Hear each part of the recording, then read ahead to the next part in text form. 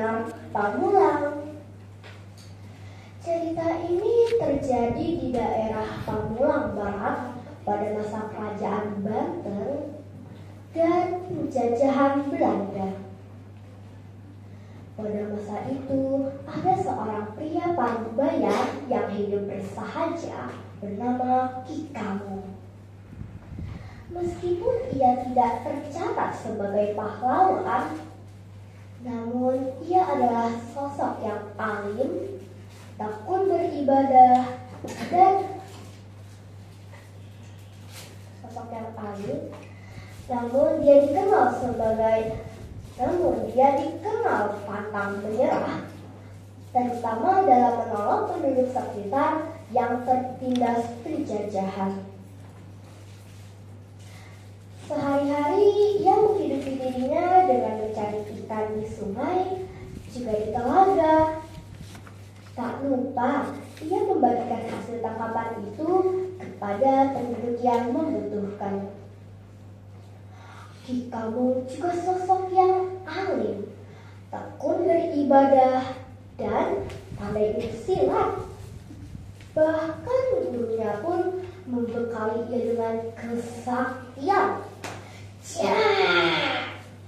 Namun, hal itu tidak membuatnya sombong. Ia gunakan kemampuan silatnya hanya untuk membela diri dan menolong orang yang lemah. Suatu ketika, gurunya yang bijak berpesan kepada Kamung, "Pergilah nak, pergilah ke tepian sungai Cisadane dan makmurkanlah penduduk di sana. Jangan terlena tipu daya dunia. Berikan bantuan sekuat tenagamu agar makmur penduduknya." Ki Kamung segera mengikuti pesan gurunya. Namun, setibanya di tepian sungai Cisadane, Ki Kamung sangat terkejut melihat kondisi penduduk di sana yang serba kekurangan karena tekanan dari penjajah, dan entah kenapa mereka sulit mendapatkan ikan di sungai itu.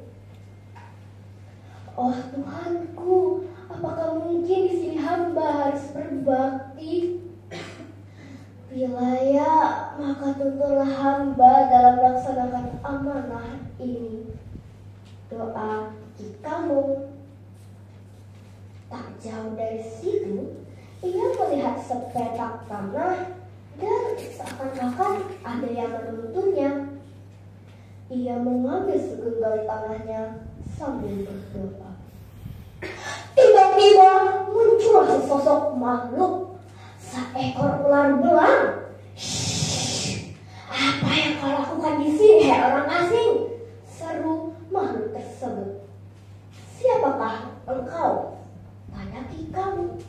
"Aku Suramanta, penguasa sungai Cisadane ini. Aku terganggu oleh ulahmu yang menginjakan tanah kekuasaanku. Cepat tinggalkan tempat ini." Suramanta meradang. "Hei, sebenarnya aku tak ingin mengganggumu.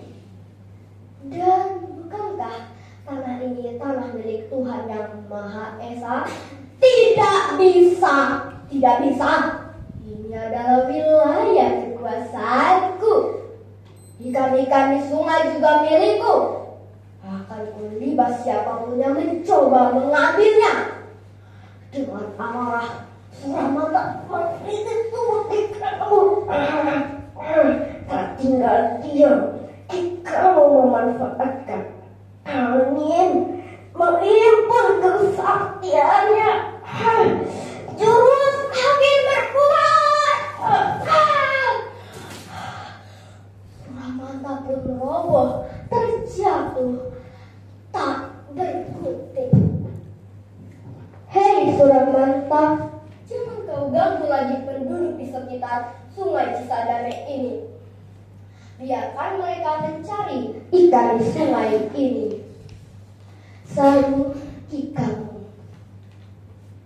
Teman-teman, penduduk tepi Sungai Cisadane menyambut kemenangan Ki Kamung dengan sukacita dan bersyukur atas karunia Tuhan Yang Maha Esa ini. Ki Kamung pun terus membantu penduduk sekitar Sungai Cisadane untuk mandiri, giat bekerja, dan tekun beribadah walau penjajahan Belanda belum usai. Cerita tadi adalah salah satu dari berbagai kisah perjalanan Ki Sinar Pamulang alias Ki Kamung. Nah, sekarang Aska akan menyampaikan pesan moral cerita tadi dalam bentuk pantun berirama ya. Siap? Buah jambu, buah kedondong, jatuh ke tanah menimpa batu. Punya ilmu janganlah sombong, satu padu terus membantu. Terima kasih semua. Wassalamualaikum.